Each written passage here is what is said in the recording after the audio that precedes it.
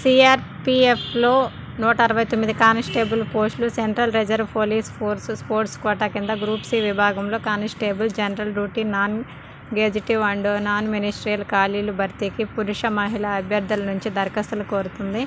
ఎంపికైన అభ్యర్థులకు భారతదేశం, విదేశాల్లో విధులు నిర్వహించాల్సి ఉంటుందండి. మొత్తం పోస్టులు వచ్చేసి ఇక్కడ 169 అయితే ఉన్నాయి. ఇక్కడ క్లియర్గా అయితే చెప్పేస్తాను చూడండి. ఇక్కడ క్రీడలు వచ్చేసి ఇక్కడ ఇచ్చారండి. మీకు స్పోర్ట్స్లో ఏమేమి వచ్చు అనేసి ఇక్కడ క్లియర్గా ఇచ్చారు.